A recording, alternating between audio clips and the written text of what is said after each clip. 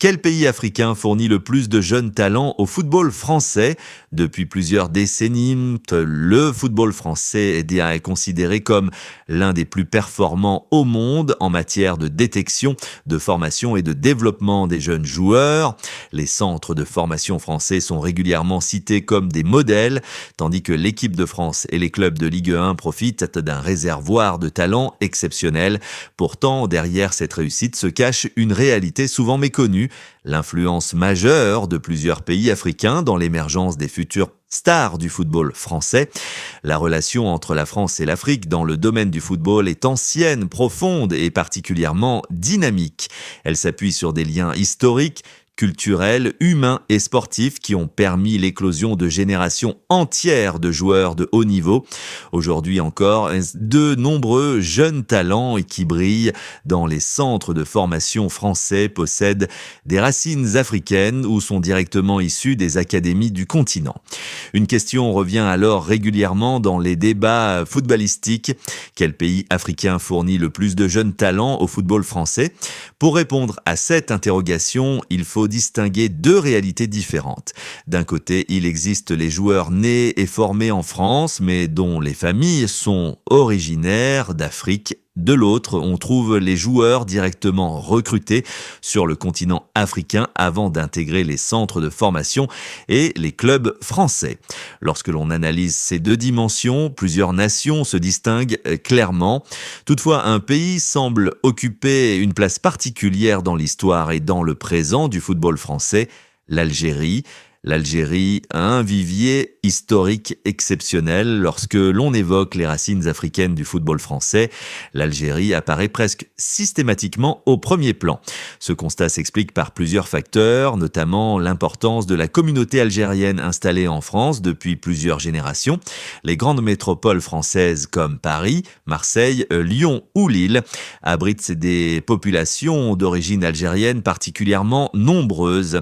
Cette présence a naturellement contribué à l'émergence de milliers de jeunes footballeurs qui ont grandi dans les quartiers populaires et qui ont ensuite intégré les structures de formation françaises. Il est impossible de comprendre le succès du football français sans mesurer l'apport considérable des familles d'origine algérienne.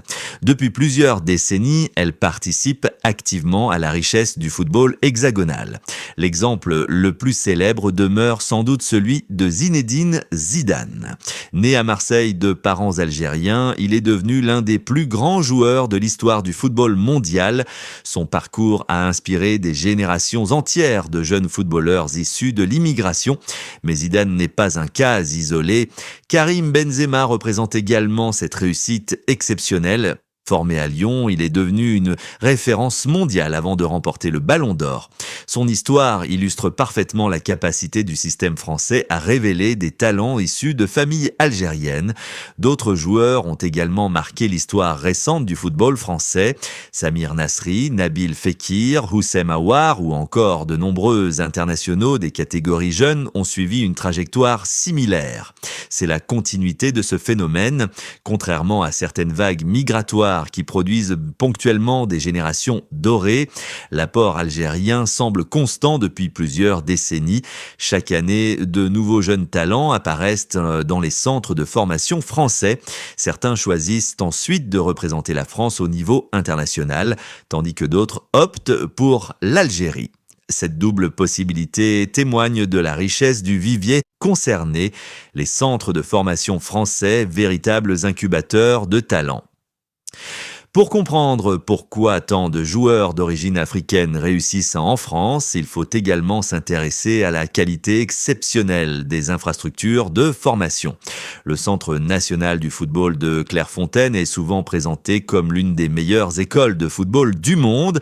De nombreux joueurs devenus internationaux y ont perfectionné leur apprentissage. Autour de Clairefontaine gravitent également les académies des amis des grands clubs français: l'Olympique lyonnais, l'Olympique de Marseille, le Paris Saint-Germain, le LOSC ou encore l'AS Monaco disposent de structures capables d'identifier et de développer les meilleurs jeunes éléments. Ces centres accueillent chaque année des adolescents issus de tous les horizons. Parmi eux figurent de nombreux joueurs ayant des origines algériennes, maliennes, sénégalaises, camerounaise ou congolaise. Le résultat est spectaculaire. La France produit régulièrement plus de joueurs professionnels que la plupart des autres nations européennes. Cette réussite repose en grande partie sur la diversité de son réservoir humain. Le Sénégal, la référence de l'exportation directe. Si l'Algérie domine lorsqu'il s'agit des talents issus de l'immigration et de la formation française, le Sénégal occupe une place particulière dans une autre catégorie, l'exportation directe de jeunes joueurs vers les clubs français. Depuis plusieurs années, le Sénégal s'est imposé comme l'un des modèles les plus efficaces du continent africain en matière de formation. La réussite sénégalaise repose notamment sur des partenariats solides établis avec plusieurs clubs européens. Le plus célèbre d'entre eux demeure celui qui unit l'Académie Génération Foot au FC Metz. Cette collaboration a permis l'éclosion de nombreux joueurs devenus des stars internationales. Sadio Mané représente évidemment l'exemple le plus spectaculaire. Avant de devenir l'un des meilleurs attaquants du monde, il a suivi son parcours de formation au sein de cette structure.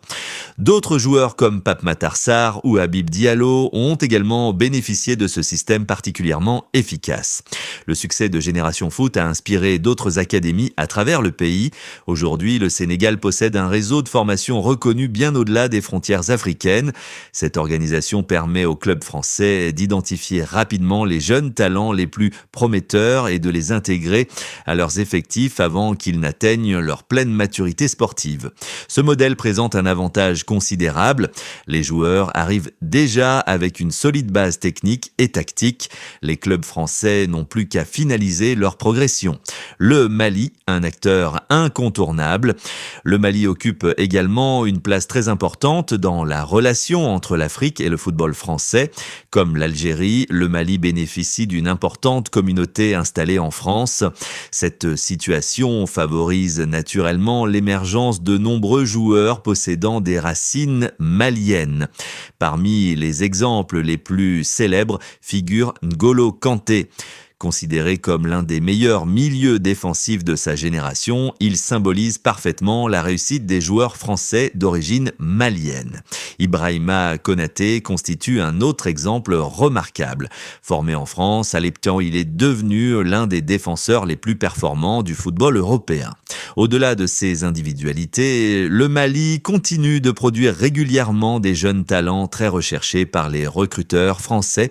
Les sélections de jeunes maliennes obtiennent souvent d'excellents résultats lors des compétitions internationales. Ces performances attirent naturellement l'attention des clubs européens, notamment français. Les recruteurs considèrent depuis longtemps le Mali comme une terre fertile pour la découverte de futurs joueurs de haut niveau. Le Cameroun, une tradition de talent. Le Cameroun possède lui aussi une longue histoire liée au football français. Depuis l'époque de Roger Mila jusqu'aux générations actuelles, le pays a constamment produit des joueurs de très haut niveau. Aujourd'hui encore, de nombreux jeunes footballeurs d'origine camerounaise évoluent dans les centres de formation français. Kylian Mbappé constitue l'exemple le plus emblématique. Son père est originaire du Cameroun, tandis que sa mère possède des racines algériennes. Cette double influence résume parfaitement les liens étroits qui unissent le football français et plusieurs pays africains. Mbappé est devenu l'un des meilleurs joueurs du monde et l'une des principales figures du football moderne. Son parcours démontre à quel point les racines africaines continuent d'enrichir le football français. Le Cameroun reste également une destination privilégiée pour les recruteurs français qui recherchent des profils athlétiques, techniques et mentalement solides. La République démocratique du Congo, un réservoir impressionnant parmi les pays africains les plus influents dans le football français. La République démocratique du Congo mérite une attention particulière. La diaspora congolaise installée en France a donné naissance à de nombreux joueurs de haut niveau. Christopher Nkunku illustre parfaitement cette réalité. Formé au Paris Saint-Germain, il est devenu l'un des joueurs offensifs les plus complets de sa génération. Mais Nkunku n'est qu'un exemple parmi beaucoup d'autres. Les joueurs d'origine congolaise sont présents dans pratiquement tous les championnats professionnels français. Leur impact est visible aussi bien dans les catégories de jeunes que dans les équipes professionnelles. Cette présence constante témoigne de la richesse du potentiel congolais et de l'importance des liens entre les deux pays. Alors, quel pays arrive réellement en tête? La réponse dépend finalement du critère retenu. Si l'on considère les joueurs formés en France mais possédant des racines africaines, l'Algérie apparaît comme le principal fournisseur de talent. L'importance de sa diaspora, combinée à plusieurs décennies d'histoire commune avec la France, lui confère une position unique. En revanche, si l'on se concentre sur l'exportation directe de jeunes joueurs depuis le continent africain vers les clubs français, le Sénégal se distingue nettement grâce à ses académies performantes et à ses partenariats stratégiques. Le Mali, le Cameroun et la République démocratique du Congo complètent ce classement en apportant eux aussi un nombre considérable de joueurs de qualité. Il serait toutefois réducteur de chercher à désigner un seul vainqueur. La véritable force du football français réside précisément dans la diversité de ses influences africaines. Chacun de ces pays contribue à sa manière à l'émergence de nouveaux talents, la complémentarité entre ces différentes nations. Certaines alimentent les centres de formation grâce à leur diaspora, tandis que d'autres exportent directement leurs meilleurs jeunes joueurs vers la France. Le résultat est un écosystème unique au monde, capable de produire continuellement des footballeurs de très haut niveau. L'avenir laisse d'ailleurs penser que cette tendance va se poursuivre. Les académies africaines continuent de progresser, les partenariats se multiplient et les échanges sportifs entre la France et l'Afrique deviennent toujours plus importants. Les prochaines générations de stars du football français porteront probablement elles aussi l'héritage de plusieurs pays africains. Dites-moi ce que vous en pensez dans les commentaires. Selon vous, quel pays africain a eu l'influence la plus importante sur le football français au cours des dernières décennies? La France sur le banc des accusés. Pourquoi la composition des Bleus continue de faire débat à chaque grande compétition internationale, qu'il s'agisse d'une Coupe du Monde ou d'un championnat d'Europe? Une question revient avec une étonnante régularité. L'équipe de France représente-t-elle encore l'image traditionnelle de la nation française? Derrière cette interrogation se cachent des débats sportifs, sociaux, historiques et politiques qui dépassent largement le cadre du football. Depuis plus de 20 ans, les Bleus sont régulièrement placés au centre de discussions passionnées concernant leurs origines, leur diversité et leur rôle dans la société française. Certains admirent cette équipe pour sa capacité à refléter la diversité du pays. D'autres, en revanche, voient dans sa composition la preuve d'évolution démographique qu'ils jugent préoccupante. Entre accusations de pillage des talents africains, critiques identitaires et débats sur la double nationalité sportive, la sélection française semble constamment se retrouver sur le banc des accusés. Pour comprendre l'origine de ces polémiques, il est nécessaire d'examiner les réalités qui ont façonné le football français moderne. Le premier élément fondamental concerne l'origine géographique et sociale d'une grande partie des joueurs qui composent aujourd'hui l'équipe de France. Depuis plusieurs décennies, les banlieues des grandes métropoles françaises constituent le principal vivier de talent du football national. Les départements situés autour de Paris, notamment la Seine-Saint-Denis, mais aussi certaines zones urbaines de Lyon, Marseille, Lille ou Toulouse produisent chaque année un nombre impressionnant de jeunes joueurs de haut niveau.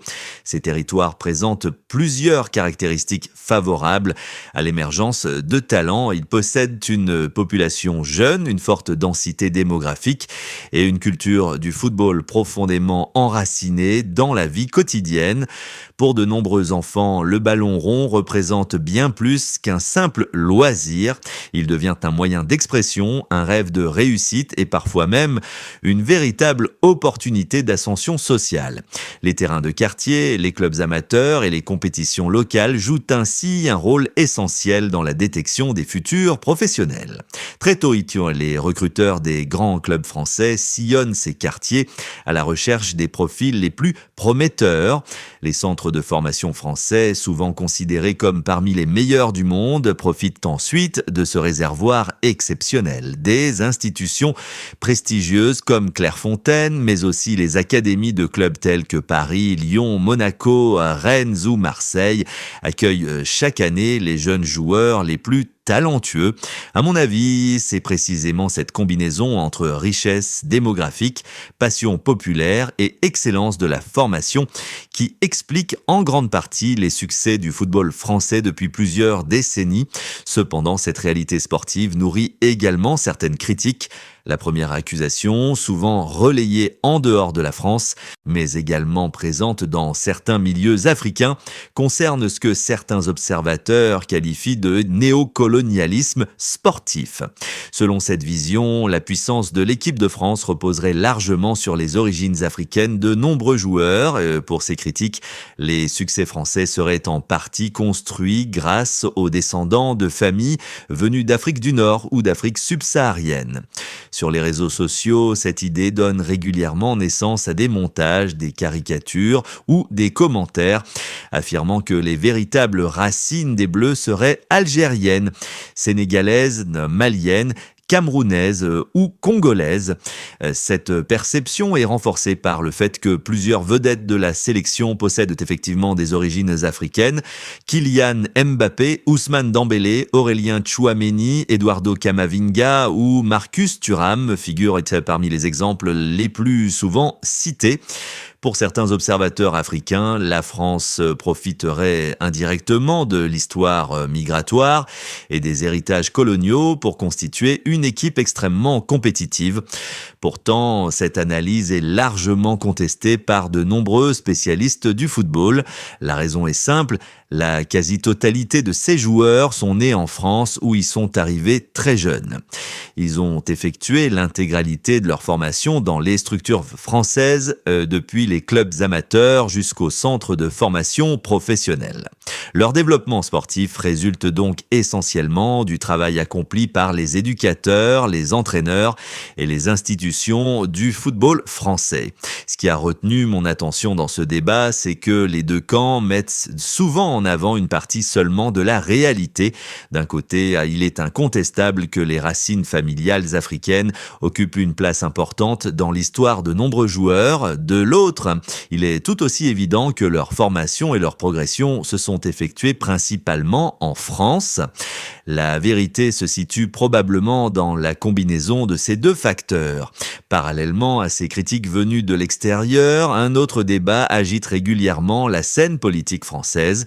Depuis plusieurs années, certains mouvements nationalistes et certaines figures de l'extrême droite remettent en question la représentativité de l'équipe nationale. Selon eux, la composition actuelle des Bleus ne correspondrait plus à l'image qu'ils se font de l'identité française traditionnelle. Ces critiques les soulignent régulièrement la faible présence de joueurs issus de familles exclusivement européennes et considèrent telle équipe comme le symbole des transformations démographiques du pays. Et dans certains discours politiques, la sélection nationale est même présentée comme une illustration de théories controversées relatives au changement de population. Ces prises de position provoquent généralement de vives réactions. Du côté des instances sportives, la réponse est constante. La Fédération française de football rappelle que la sélection repose uniquement sur le mérite sportif et sur la nationalité des joueurs. Les internationaux français sont sélectionnés parce qu'ils possèdent le niveau requis pour défendre les couleurs du pays, peu importe leurs origines familiales, leur religion ou la couleur de leur peau. Cette vision s'inscrit dans une conception républicaine selon laquelle tous les citoyens français disposent des mêmes droits et des mêmes devoirs. Les défenseurs de cette approche rappellent souvent le symbole de l'équipe championne du monde 1998. Cette génération avait été est présenté comme l'incarnation d'une France Black Blanc Beurre, réunissant des joueurs issus de multiples horizons autour d'un objectif commun. Plus de 25 ans plus tard, cette référence demeure extrêmement présente dans le débat public. Au-delà des considérations identitaires, un autre enjeu complexe concerne la question de la double nationalité sportive. Le football moderne offre aujourd'hui aux joueurs possédant plusieurs nationalités la possibilité de choisir la sélection qu'ils souhaitent représenter. Cette situation concerne un grand nombre de jeunes footballeurs formés en France. Dans les catégories de jeunes, beaucoup portent d'abord le maillot français. Ils participent aux compétitions internationales organisées par les sélections U17, U19 ou Espoir. Cependant, lorsqu'ils atteignent l'âge adulte, certains décident finalement de représenter le pays d'origine de leurs parents ou de leurs grands-parents. L'Algérie, le Maroc, le Sénégal, le Mali, la Tunisie ou encore la République démocratique du Congo bénéficient régulièrement de cette situation. Pour les fédérations africaines, ces joueurs représentent souvent un renfort considérable. Ils arrivent avec une solide formation européenne et une expérience acquise dans des championnats très compétitifs. Du côté français, ce phénomène est parfois vécu comme une perte de talent. La concurrence au sein de l'équipe de France est particulièrement féroce.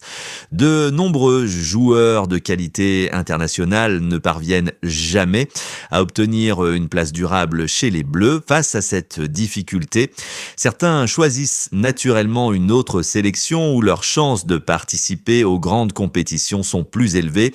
Cette réalité alimente régulièrement les débats autour de la notion de loyauté sportive. Pourtant, la plupart des joueurs concernés expliquent leurs décisions par des raisons personnelles, familiales ou émotionnelles. Beaucoup entretiennent un attachement sincère envers plusieurs pays à la fois et doivent effectuer un choix souvent difficile. À mon avis, Yaitia, cette situation illustre parfaitement la complexité des identités modernes. Dans un monde marqué par les migrations et les échanges culturels, il n'est plus rare qu'un individu se sente lié à plusieurs nations simultanément. Le football ne fait finalement que refléter cette réalité. Si l'on prend du recul, la composition actuelle de l'équipe de France apparaît comme le résultat direct de plusieurs décennies d'histoire sociale, économique et migratoire. Les vagues d'immigration successives ont profondément transformé la société française. Les enfants et petits-enfants de ces familles occupent aujourd'hui une place importante dans tous les domaines de la vie nationale, y compris dans le sport. Le football, parce qu'il est extrêmement populaire et médiatisé, rend simplement cette évolution plus visible que d'autres secteurs. Les performances obtenues par les Bleus au cours des 20 dernières années témoignent d'ailleurs de l'efficacité du modèle français de formation. Championne du monde en 1998, puis en 2018, finaliste en 2006 et en 2022, régulièrement présente dans le dernier carré des grandes compétitions internationales. La France s'est imposée comme l'une des principales puissances du football mondial. Cette réussite repose sur la qualité de son système de détection, sur l'excellence de ses infrastructures et sur sa capacité à valoriser l'ensemble des talents disponibles sur son territoire. Ce qui a retenu mon attention, c'est que les mêmes caractéristiques qui font aujourd'hui la force du football français sont également celles qui alimentent les débats les plus passionnés. Pour certains, cette diversité constitue un modèle d'intégration réussi. Pour d'autres, elle représente un sujet d'inquiétude ou de contestation. Une chose demeure toutefois incontestable, les joueurs qui portent le maillot bleu sont avant tout des sportifs de haut niveau qui ont grandi dans le système français et qui défendent bien les couleurs nationales sur les terrains du monde entier. Le débat autour de leur identité continuera probablement d'exister aussi longtemps que le football occupera une place centrale dans la société française. Mais au-delà des polémiques, l'équipe de France reste l'un des symboles les plus visibles de la diversité et de la complexité de la France contemporaine. Dites-moi ce que vous en pensez dans les commentaires. Selon vous, la diversité de l'équipe de France constitue-t-elle avant tout une force sportive, un reflet de la société française ou les deux à la fois? Et si vous appréciez ce type d'analyse approfondie sur le football international, bien n'oubliez pas de vous abonner à la chaîne pour ne manquer aucune de nos prochaines vidéos.